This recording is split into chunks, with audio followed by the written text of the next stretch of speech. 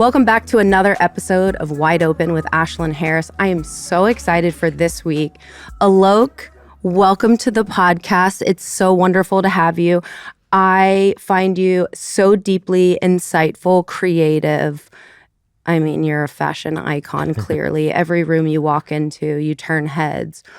But you're so articulate when it comes to your activism, your performance, like everything you do and who you are and how you show up is very, very inspiring to me. Welcome to the show. Thank you so much for having me. I'm excited to be here.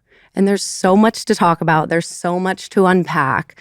But I do think it's important to really start from the beginning. And, you know, a lot of us queer folks, we have interesting stories on how everything came to light. And I would love to really dive into your becoming in a lot of ways, because I did such a deep dive into your work, and some of the things that you stand for and you say hit me so deep, and it's so beautiful, and I really want to unpack that. However, I don't think we can really unpack it until we talk about your upbringing in Texas and what was that like for you growing up in a place that maybe didn't have much representation.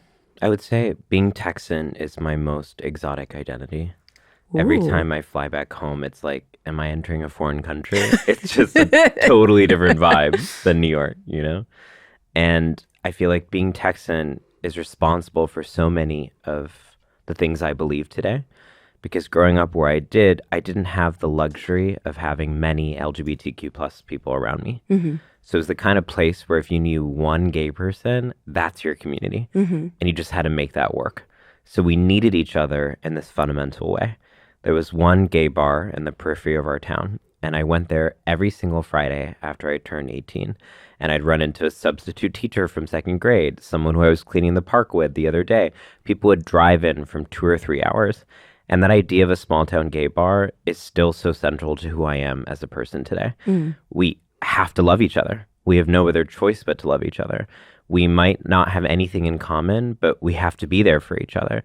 And there's this kind of neighborliness that I bring into everything that I do that I learned there, which is how to get along with people. Even if you might not believe in the same visions of the world, even if you might not share the same politics, how to still share space with people and build a community. I love that. And, you know, I heard you say something very interesting, that so often as a, you know, queer person, we're always asked, like, when did you know? Like, when did you know you were different? And I think you stopped at some point and said, but like, what is different? We are not different. I think when we become, you know, you get to a certain age in this Western society, there's just this huge following in line and conforming. We move so freely in the world that makes people uncomfortable. I don't find us to be different at all. Here's what I believe. I believe each person is our own cosmos, and we're all different. And what people do is they look at LGBTQ people and they're like, oh, these people are more peculiar, more strange. But actually, to be human is to be strange. Everybody has their own idiosyncrasies, their own kind of dance routine. And I was just being free as a kid. I wore what I wanted to wear. I danced like I wanted to dance. I used to do a lot of interpretive dance. I just felt called to do it. So I would put on the latest Bollywood track and then dance for all the Indian uncles and aunties and put on a show in my living room. I didn't have any shame or embarrassment. I just wanted to express myself. And that's what I was doing. I was just expressing myself, and then people would punish me for that. They'd be like, why are you acting this way? Boys don't act like this. Could it be that you're gay? Before I even had any sense of myself, people felt the need to police my joy and my creative self-expression. So what I believe is that actually everyone begins joy forward. Everyone begins free. And then shame enters the chat and sculpts people into this homogeneity, like it's some mass production factory. And so then what happens is if you maintain some sense of your soul, of your verve, people look at you like you're different, but actually it's like, you are too. Yeah. We're all different. you know? And so I read a lot of the bullying that I experienced when I was younger as people who were really threatened by my freedom because they had lost touch with it. And I feel like a lot of the work I do as an adult today is to remember how to rekindle when I used to just act in the way that I wanted to act. I was so uninhibited. I look back at the outfits that I used to concoct when I was like 5, and I'm like, goals, honestly. I wish I could still dress like that. Like, I just didn't give a flying fuck what anyone thought. I was expressing myself. I felt a certain way. I liked a certain color. I would put it on. I didn't have any of these ideas of gender norms or you're going to formal events, so you wear this. I just was dressing in a way that brought me joy. And so I genuinely feel like when I was younger, I was so joyful, and that's what was being punished. Like, it wasn't just my gender, my race, all those things. It was actually my joy, my possibility, my commitment to self-expression. Those were so threatening to people. And I think that's because in the places that we grew up in, so much of the way that belonging works is like you have to hide. The closet's not just for gay people. Where I grew up, everybody's lying. Like, everybody's saying, oh, you know, I've got these religious beliefs, and then you look at their actual practices and there's a major discrepancy there. You got all these people who are on moral high horses, but actually are not living those lives whatsoever. But no one's being truthful with each other. And so I think that when they saw me express myself, they saw truth. And that's really threatening to an entire society that's held together with lying. And that's where you think the hate stems from. What has to? You know, the freedom to be exactly who you want to be and choose to be is really fucking painful for people who comply and live in this Western culture where you have to act a certain way. And that's why I have sympathy. I have so much sympathy because I don't actually believe that LGBTQ people are oppressed. I think we are free. And I think the reason we are being discriminated against structurally is because people are envious of our freedom. I believe homophobia and transphobia are just envy projects. That people use prejudice like homophobia as a way to escape from having to confront their own pain. Yeah. So it's easier to judge me, to look at my life, to be obsessed with what I'm wearing, because that's all a distraction from having to take inventory of the fact that you're unhappy with your family, unhappy in your relationship. Because if you were really satisfied with your life, you would not care about what I was doing at all, you know? And so I think what I had to wake up to is when I was younger, I had a lot of resentment and bitterness because I was getting discriminated against. And I always felt like I wanted to have power like those people who bullied me had power. And then I realized that's not power. No way. Power isn't that insecure. Power doesn't feel the need to bully other people. Leadership and power is the quiet genius and strength of just showing up as you are. And I already had that. I had everything that I was seeking. And in fact, the reason I was being punished was because I was powerful. So the shift I've made in my life is I think when I was younger, I thought I had to get access to something. I had to be legitimized. I had to be seen. But really all of what I was looking for was to see myself and to accept myself. And I think I had that when I was younger. I had so much fundamental self-acceptance, and that was threatening to people. They were like, wait, what do you mean you don't need me? What do you mean you don't need my validation? And I was just dancing the beat of my own drum. And so what I'm trying to do now is just to self-validate the fuck out of my life. I love that. I think that really scares people, and specifically scares men. Because they've been trained to think that their authority and their legitimization is our prerequisite to exist on Earth. It's really irrelevant to me. Like I have so many other things to do in my life. But it's you say it so beautifully, and it's just it's really interesting when I think about something you said, and I quoted it. You said, "You've spoken about giving birth to yourself in the absence of representation, especially in Texas." How has that process shaped you?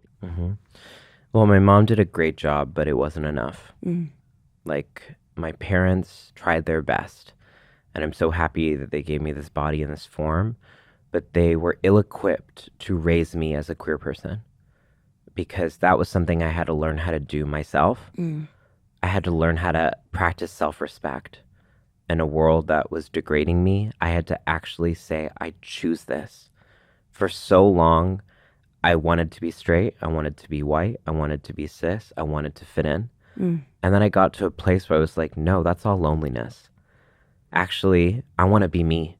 And that's what giving birth to yourself is choosing this form and choosing to be alive. Because I think a lot of people are just on autopilot. Yes. You know, they're playing dead while alive. They're just trying to hide and keep it very simple. And that's what I was trying to do. I thought safety came from camouflaging. And that was so much of my life in Texas, is trying to shapeshift and become what other people wanted me to be, to pretend to be all these things. I used to pretend to like bands I didn't like, and like I like wore Hollister and stuff. Like, I don't know what I was doing really, but I was just trying to belong. And then eventually with the self-birth process was like, none of that matters. What matters is I like me, and I'm going to choose me. And I think that's the greatest romance of my life. You know, partners will come and go, but what will be there forever is my relationship with myself. And I think that's what's most malnourished in this culture, is people are so seeking external validation continually. And what self-birth was for me, which was actually a privilege, because I couldn't rely on the validation from my family. I couldn't rely on the validation from society. I had to learn how to reroute all of those requests for validation to myself. And so, you know, in one framework, you could say I was closeted in Texas, but I prefer to describe it as an artist residency where I was learning how to love myself. I was spending time in my mind, being afraid, going through all those terrible thoughts. What if I'm abandoned by my family? What if I get kicked out of home? What if no one loves me? And what the answer that came from that process was, I'm going to be okay because I have me. And finding myself in that is something that no one can ever take away from me. And I think really scares people. Yeah. Because so often when I look at my comment sections, people are like, oh, why would you dress like that? Why would you look at that? I'm like, oh, as we say in Texas, bless your heart. You're living your life caring what other people think. Yeah. That's hardly living. No. I did that for 18 years in Texas, and I was so depressed. The reason I was suicidal growing up was not just because I was bullied for being gay, but because I was bullying myself for being me. And that's a deeper kind of pain. Deep pain. You know? Because other people can pain. torment you, but who's the last person to abuse you before you go to sleep? Your own thoughts. And the tyranny in there. And I was so cruel to me. I would say, I would go through my day and nitpick every single thing I let slip. Oh, your lisp was right here. Oh, you were too effeminate right here. I was self-monitoring and self-scrutinizing all the time. And there was no room for any grace. And that is the opposite of the energy I try to bring in now. The energy I try to bring in now is, wow, I'm so grateful to be me. I feel so lucky. I feel so blessed. I feel so happy because what I am is truth. And so when I think about this process of self-birth, is like, once again, in one paradigm, you could say it's inconvenient and unfortunate that I didn't have representation, and that's true. But what I also want to hold is that it gave me an opportunity I think a lot of people don't have, which is to learn how to love me first and to not wait to be validated by other people. That's really beautiful, Alok. It makes me think about the other part that you spoke about, and you said you describe home as an internal sense of security rather than a physical place. How do you cultivate that internal home, especially when you feel the world is so fucking judgmental and so harsh and so fragmented? It's like, how do you go through this process of becoming at such a young age while feeling safe? Well, I think you know this when you were traveling around playing games. The nature of my job is that I am in hotel rooms across the world all the time. I'm constantly in flux. I never really unpack my suitcase. There's like this in-between state of like basics here. And at first, you know, that was really tumultuous. But then I actually started to realize, like, this is an opportunity to reinvent home. When people ask me, like, when are you coming home? I'm like, oh, I'm already there. Yeah. Because home is when I'm doing what I'm doing right now, which is saying the truth out loud. That's where home is.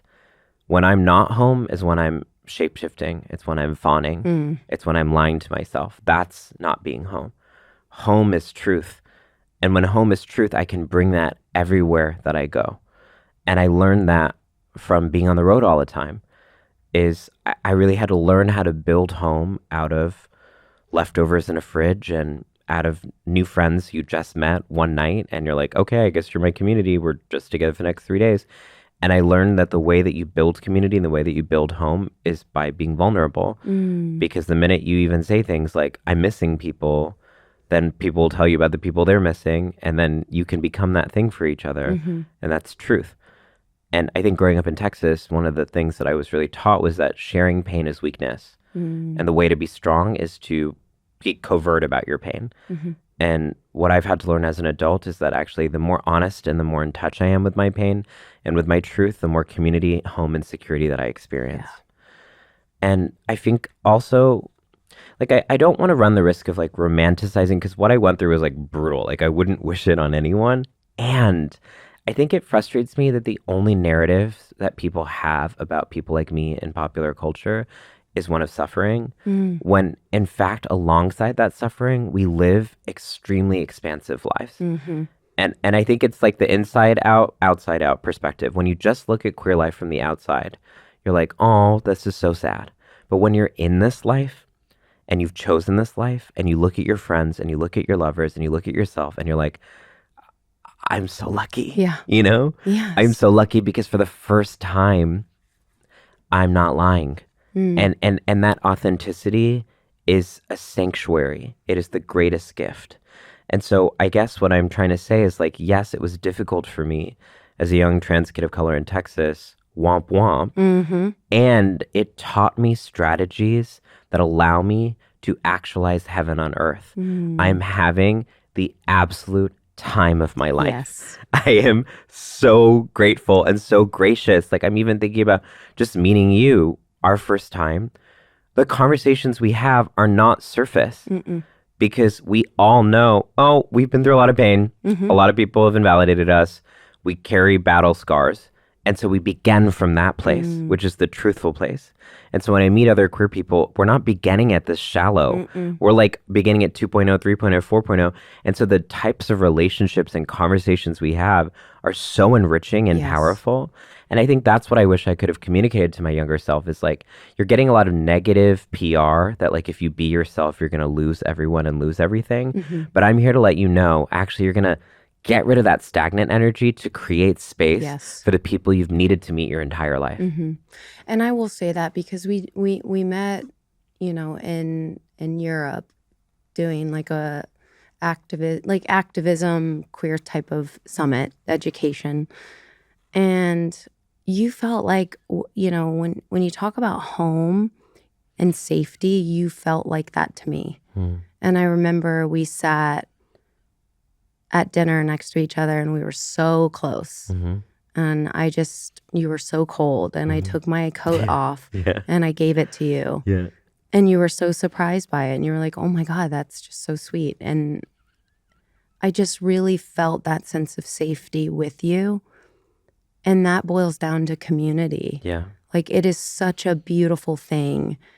And we are so lucky to have experienced, and I say this in a really, I don't wish the pain on anyone that we've all gone through, but I'm lucky I have gone through it and been on this side and say, I learned so much about who I am, where I want to be, how I want to show up, how I want to navigate, how I want to advocate, how I want to hold space with the people I care about the most, whether it's meeting someone for 30 seconds, 30 minutes, or 30 years.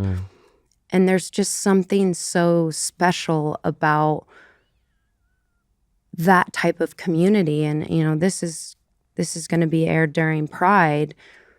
And it is such a beautiful moment for us to really see and share the pain, but celebrate it, because we are in such a unique place where, yeah, the fucking world's a dumpster fire, but we have a real opportunity here to really show and bring people in. And no one does that better than you. Well, as you were speaking, the word sacred came to mind. Like, what we experience together is so sacred.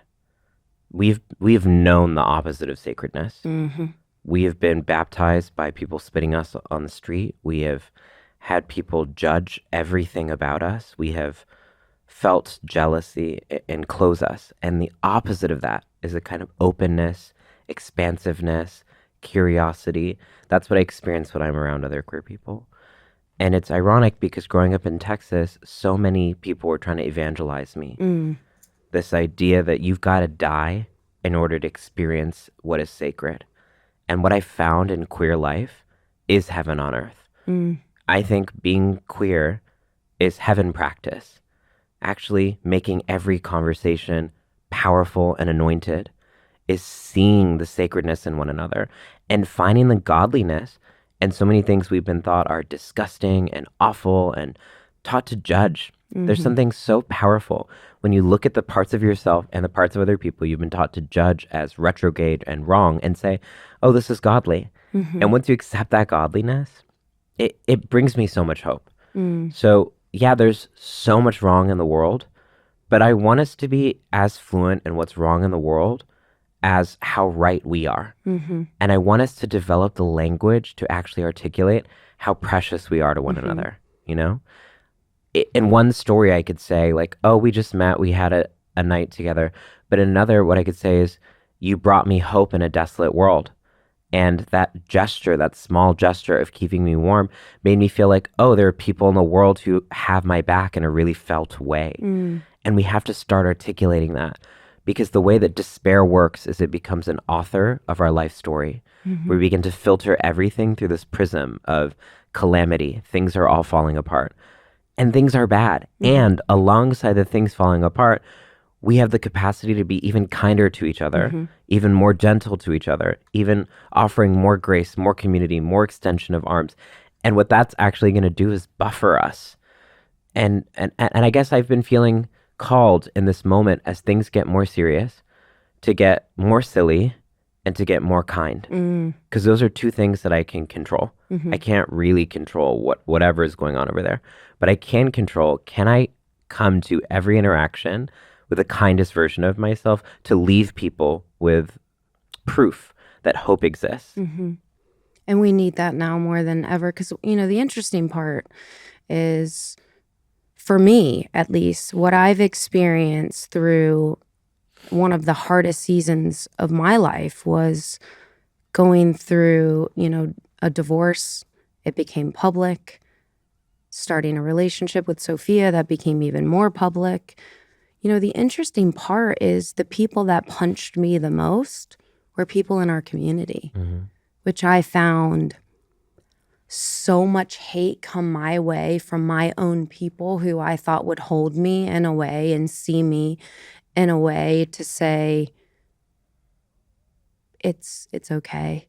It's still super painful for me. And I love our community so much. And it's important that you say that, because I do think we project our pain and we're so harsh on each other and we're so critical of each other, even in our own community. And I'm curious if you experience that at all. Absolutely.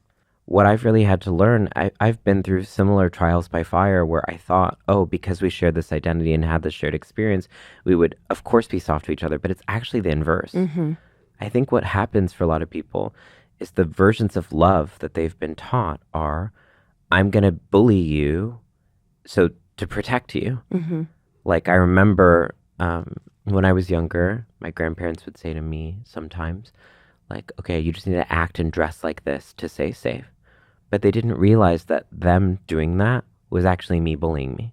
So even though the motivation was alleged kindness and alleged protection, the execution was actually just bullying. And so I think what happens a lot of times in the LGBTQ plus community is people have a good intention, but the exercise of it actually is mean and cruel-spirited.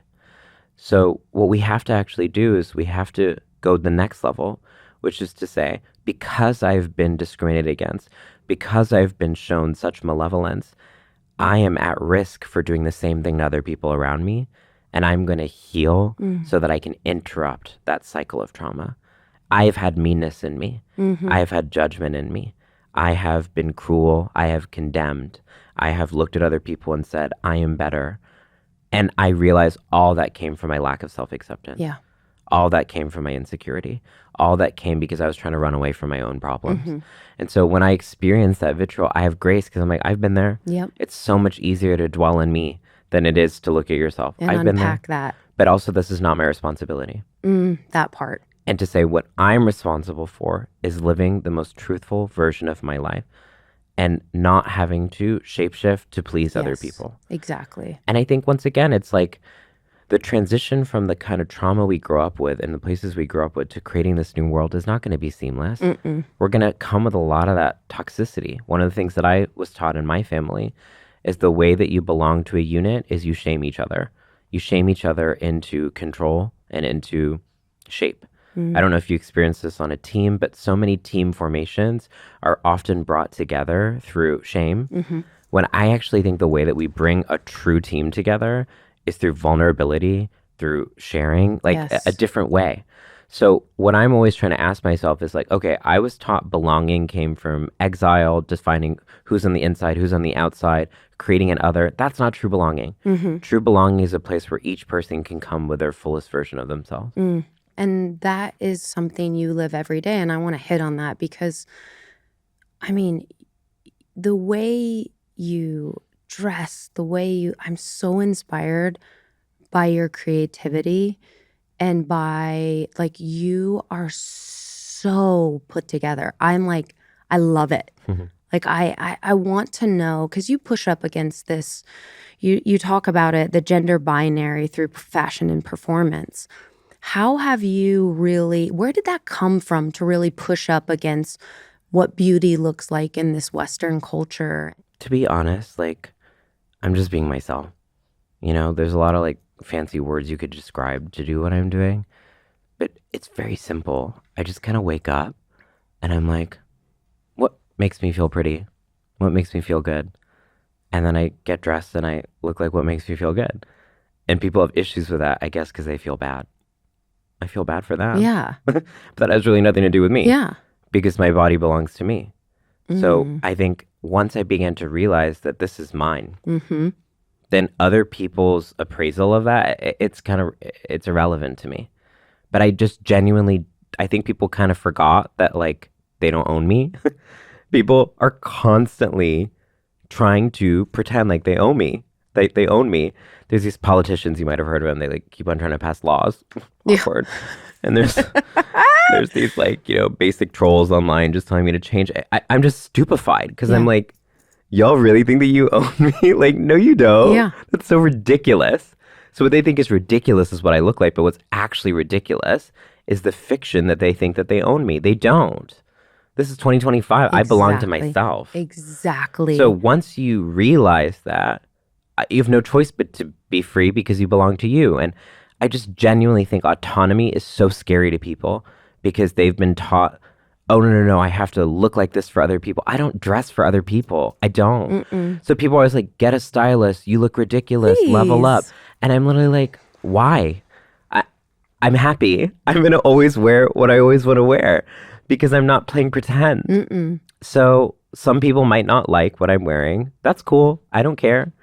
I'm not going to change. And so that's what I think is so interesting is that people will continually be like, change. And I'm like, what's going on with you? Because I've been doing this for a while now. So it's not like one day that one comment is going to hit me and I'm going to be like, you're so right. Yeah. Thank you so much for that feedback. Exactly. I look ridiculous wearing a dress. I had no idea. I appreciate that so much. Go to Men's Warehouse. Absolutely not.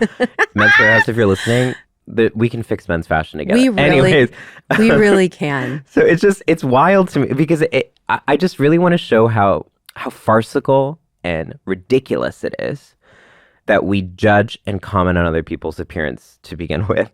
That is literally so absurd. Like, you are making decisions about your own body every day, and that is so cool and gnarly, and that's the world that we want. So if you want to make the decision to dress in a way that I don't like, okay, cool. Keep it pushing. Keep it pushing. You know? How did I get there, I guess? I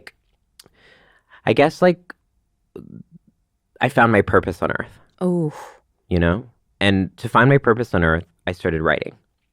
Writing for me was the first place that I began to see glimpses and glimmers of who I was outside of what society was conditioning me to be. It's where I saw my intuition come out. And what my intuition was telling me is like, Alok, you're an entertainer, you're a performer, you're a poet, you're meant to express yourself. And at first, like early on, when I was like 18, 19, I was like, no, stop it. I'm not ready for this. I'm not ready for my own power. I just want to hide. I want to be like other people. I want to camouflage. But then the voice got louder and louder and louder. And it was like, your purpose on earth is to feel. Yes. And it's to feel freedom. And it's to be. And as I started to write and make more art, I became the art. The art wasn't just something that I was making and then going back to being normie. It was something I was living. Poetry was not something I was writing. It was something I was being. And so now I see every day of getting dressed as an opportunity to make art. Yeah. So what we do when we make art is you say like, what do I feel? And I think that's scary for a lot of people because they're so dissociated. They don't know what they feel. That part. So when you actually are in touch with your feeling, you're just expressing what you're feeling. Yeah. And I love that you say that because fashion is like, especially in queer fashion, it is a liberation. Like it is literally non-conforming. And it's every time I see queer people dress, I'm like, this is it. It moves me in a really weird way that I have a hard time even putting a name to it. But I love the sense of freedom. I love the sense of, I'm going to do me and I'm going to move in this world freely. And I hope that inspires you to do the same. And you've said a few things about creating new worlds. What kind of world are you trying to build through your like creative practice, your fashion, your art, your poetry? There's just so much of who you are that bleeds into your work that is so beautiful. Well, first, I just want to say thank you for these really great questions because what we're actually modeling here is exactly what I was talking about. We don't have to skirt around the most important, beautiful things. So often in interviews like this, people will be like, so when did you first know that you were trans? Can you please define what is non-binary? And then I just say, well, prenatally I was playing with dolls, really. I knew from -5, really. And it's just so boring because we have to begin at square one. And I think it actually dehumanizes us because it sees us as just a terminology. Like all we are is an identity when in fact we're humans with vibrancies and frequencies that are fun. Yes. And I appreciate that intention, I want to say. Thank you. And then second, I wanted to say something before I forgot to say, which is about creative self-expression. What's the alternative? Okay, so let's say if I really subscribe to the advice that people told me. The advice that people tell me is that I should look like everyone else and that I should be a straight man. Let's say if I was to do that, I would die. I'm not being hyperbolic. I'm not being dramatic. I'm being honest. I would die. You want to know why? Because I've tasted freedom. And now going back into a closet sounds like the most miserable thing in the world. What I'm saying is I would sign up for all the scrutiny, the judgment, and the vitriol because that is less painful to me than self-betrayal. So the advice that's being given to me is die. So that's why I have so much clarity is because I know that the quicksand of all of this advice that's like fit in, where that ultimately lands is me dying. Where this lands is I might be killed, but that's a higher probability chance that I'm going to be alive than if I follow the other advice. Yeah. And in fact, if I listen to my intuition and express myself, not only am I going to be alive in the physical sense, I'm going to be alive in the spiritual sense. I'm going to be present. I'm going to be able to have conversations with you that are meaningful and true and resonant. I'm not going to have to live a hapless and boring life. Ew. So the stakes of fashion and self-expression are not superficial. And I think that's why queer fashion is so powerful, is that you're actually seeing the soul at play. You're seeing people really do this vulnerable work of showing out loud what a smile looks like when you've been degraded. And there's something so hopeful about that. Okay, now creating new worlds. The reason I talk about new worlds all the time is this one is so boring. It's just like, it was a bad idea. It really was a bad idea because I look at everything that's happening right now and I'm like, ew, Yeah. like, get me out of here. Yes. I'm so over this. And I'm over this because it's a world that was made for a small minority of rich white men to hoard all of their wealth and resources. And so they've kept us constantly judging and fighting one another as they cash a check at the bank. Yeah. That's what this world was created for, them and their image, because they were too afraid to look at themselves in the mirror. They just wanted to create an entire society that didn't allow them to look at themselves in a mirror. That's not a world I'm really interested in. The world I'm interested in is a world where we have no small talk, where we just go up to people because people are all extensions of ourselves. There are no strangers. They're just different versions of ourselves. We're like, hey, how are you doing? And then someone will be like, hey, I'm not really doing that well. And they'll be like, I'm not doing that well either. And then we'll talk about why we're not doing well. And then we'll both realize, oh, we're unhappy. And then we'll decide to do something about it because we'll realize that like sadness is not our individual responsibility. It's a imprint of what's happening in the collective. And then we'll come together to create something better.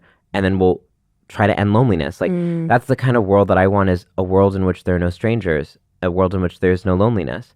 Because when I grew up, fantasy was my favorite children's book series. Like Wheel of Time is my favorite series in the world. I've read it maybe like 6 times. I started reading when I was 11. And the reason it spoke to me so much is the idea that there are other worlds besides this one. And when I was a young kid, I was looking around being like, this is life? Is it? Are you kidding me? It's just a bunch of people lying and like eating really boring food. And ew, I don't want to be a part of that. And so I wanted something else. And so what fantasy really taught me is that there are other worlds that are possible besides this one. And so central to my work is not a critique of this world, but an insistence that we can transcend it and we can create something fundamentally different. And so I see every show that I create as world making.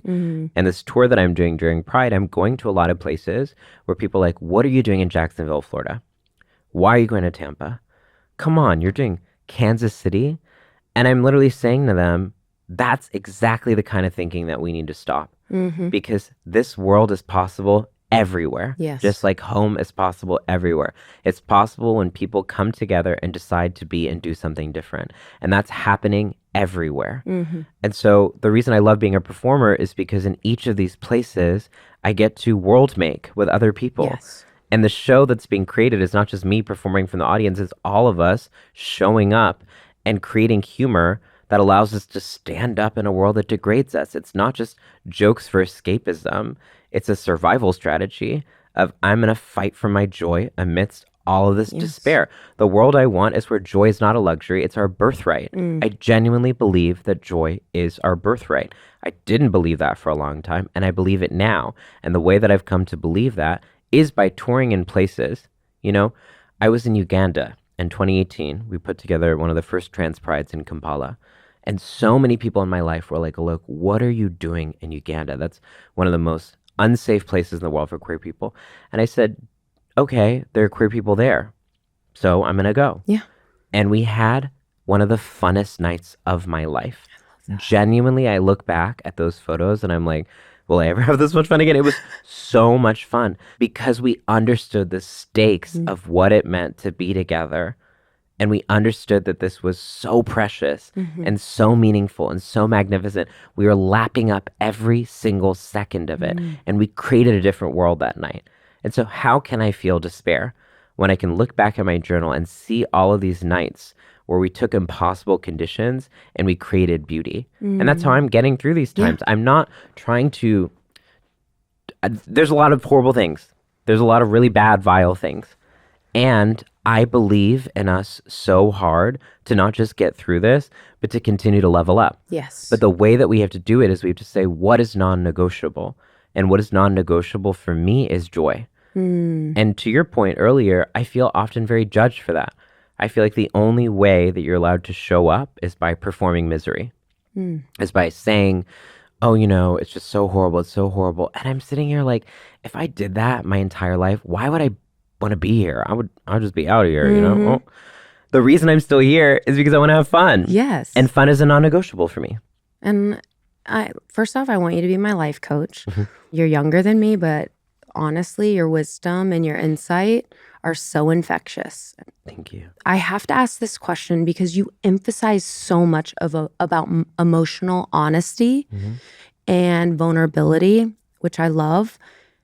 And on the show, I ask one question to every person who is sitting here, and it's based on the title of the show, Wide Open. What was the one moment in your life that really broke you wide open, that changed it all for you, where it could be work related, it could be personal, but was there that one defining moment that changed it all?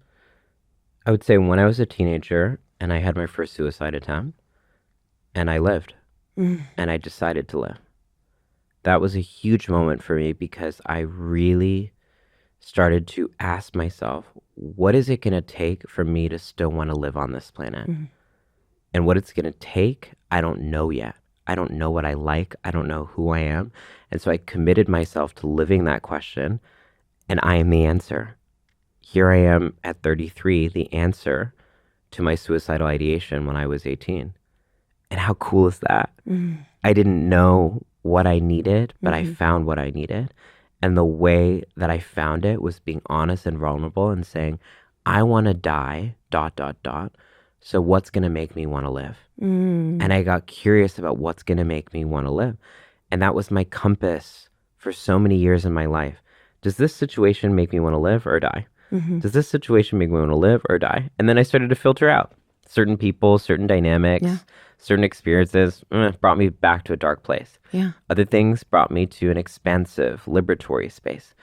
And so once again, gratitude, that little bitch who just comes in all the time, I feel so grateful even for that. One of the darkest things that happened to me, because it was a moment of confrontation that required me to not just choose my identity or my gender, but to choose this life. And if I could be honest, my diagnosis of everything that's wrong in the world is people have opted into life, not chosen it. Because if you choose your life, if you're very intentional about it, hatred makes no sense. Because hatred has a corrosive quality on you. The more that you hate, the more resentment and judgment you hold for other people, the less quality of a life that you're going to have. If you're genuinely concerned with living a good life, hatred is one of the biggest obstacles to it. So what I read a lot of the hatred in the world as is like, oh, these are all kind of miserable people who are opting into life, not choosing it. And the leadership I want to have in the world is not just about gender, but it's about saying you get to live a good life. There's a lot of lessons that are telling you all over the place that you don't, that this is inaccessible to you, that suffering is your assignment on earth, that misery is your personality. But I genuinely believe that if I, from like a small town in Texas, could give birth to this, a lot of things can happen. A lot of mischievous and magical things can happen. And that's where the hope is. You know, James Baldwin once said, I can't be a pessimist because I'm alive. And that really hits for me as a survivor of a suicide attempt, is I look at everyone as miraculous. I look at everything as miraculous. You and I were not supposed to meet, and we did. You and I were not supposed to have this conversation, and we are. Miraculous things happen every single day. There is a magic that's an undercurrent to all of this. All we have to do is show up and trust it. So that was a really defining moment for me. And I think it's important because I've been thinking about it a lot now, you know. So many people in my life are struggling.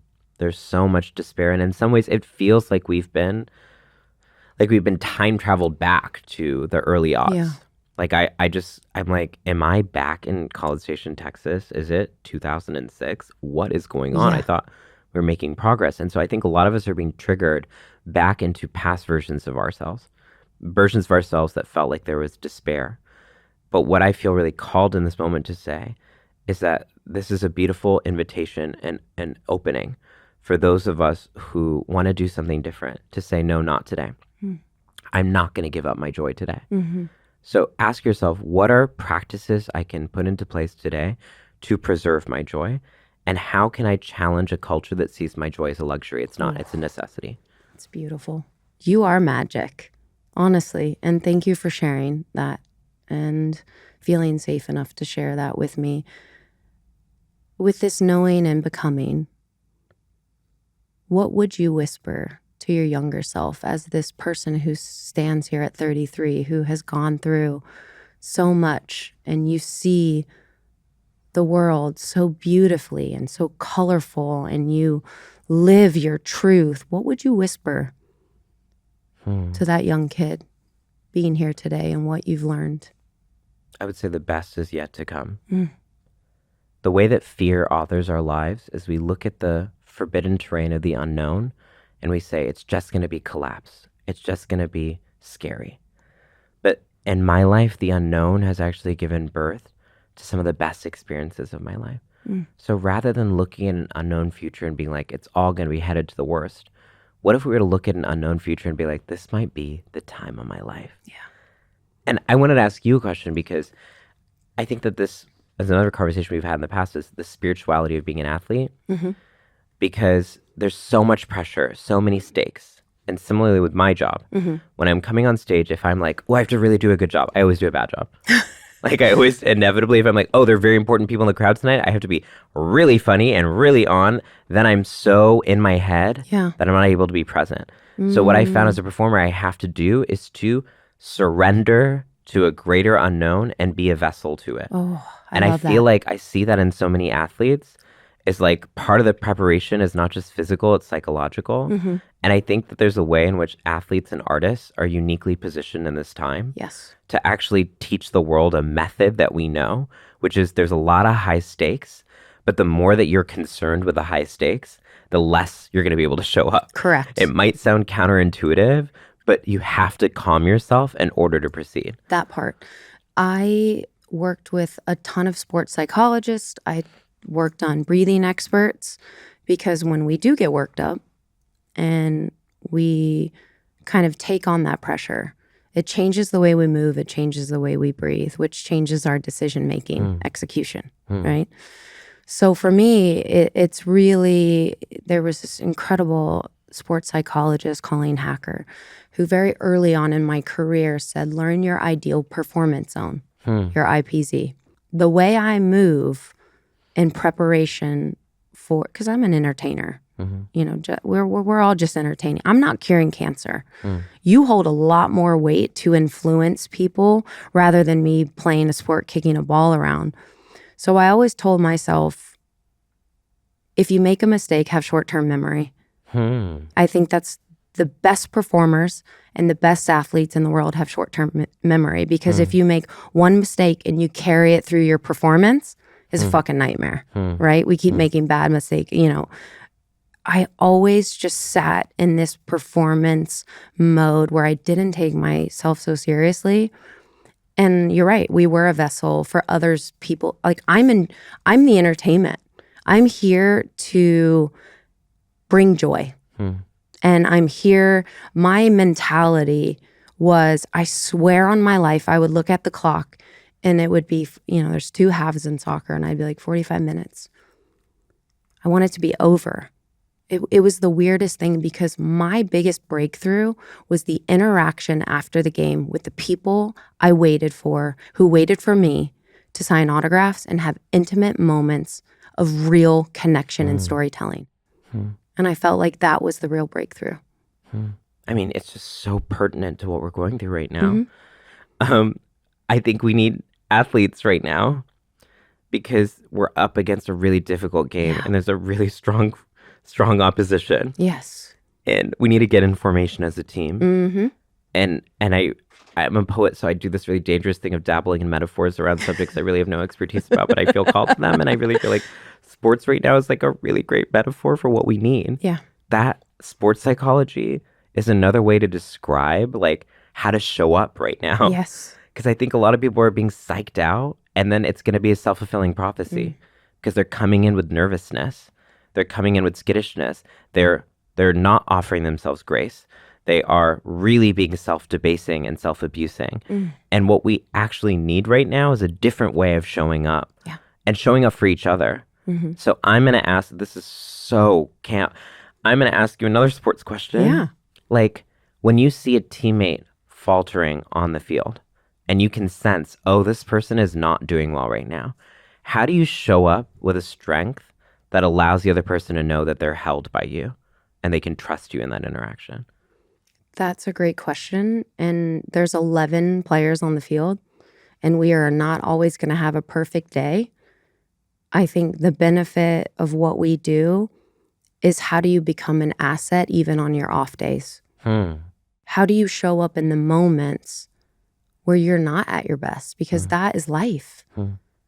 But how do you become an asset in those moments and not hinder the people around you or the team's performance?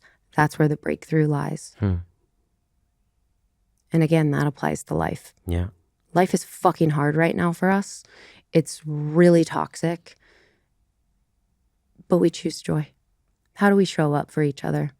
In a world that feels hopeless, how do we become hopeful? What are our actions? And how do we win? And how do we win? Because that's another thing I think sports has really taught me. It's like, I want to win. I don't want to keep on having a tie over and over and over and over again. I want to win. And I want LGBTQ rights to win. I want queer and trans people to win and to be free and happy. And so we gotta get our team together. We do. We really do. And we gotta start normalizing and believing and saying out loud, we are gonna win. We might have to keep coming back for the tournament over and over again. Yes. We might have to keep training. Yeah. Keep on training, but we gotta keep bouncing back and keep coming back. Well, any athlete will tell you learn more from your failures than you do your wins, right? So when we're failing, we have to figure out, we still show up, we still come back and we want more, right? I think with all of this stuff going on in terms of the noise, it is to silence us, to send us back into the closet. And you're right. How do we collectively as a team, even when it feels like, okay, these are, maybe we tied that game or lost, we have to keep coming back to win. And that will take all of us.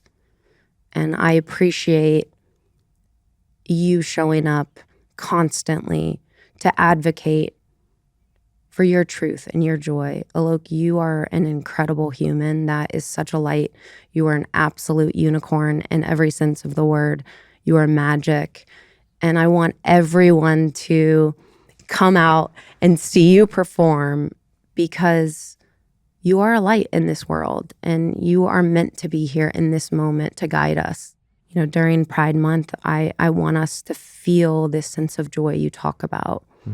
And please, tell everyone who's watching, who's listening, where they can come see you because you are about to leave. You said tomorrow to go back on this tour. It's called Biology. This one's called Harry Situation. Yeah. So you just finished Biology. Yeah, I'm doing my new show here. New show. Yes. Tell me more. Where can we find you? Where can we watch you? Where can we keep up with you? Yeah. So in June, because of Pride, I'm doing 20 cities across the US and Canada. And my main goal was where places that people are like, why would you go there? I'm there. So I love this. And it is always growing. And my agent's always like, girl, do you need a break? And I'm like, but I love queer people and I'm having so much fun. So let's keep going. So there's going to be more dates to add. But I genuinely feel like, yes, I love doing podcasts. I love speaking. I love all of this. But where I am the truest version of myself is on the stage. Because there's something sacred, to use that word before, about coming together and laughing right now. Fear constricts our bodies, makes us small. Laughter expands us, makes us bigger, makes us take up space. And so when I'm up there cracking jokes that are so inappropriate and crass, it's actually out of a deep and sincere belief that laughter is what we need right now to get bigger and to get stronger. Well, thank you for being wide open and thank you for being here. Thanks for having me. All right. We'll see you next week.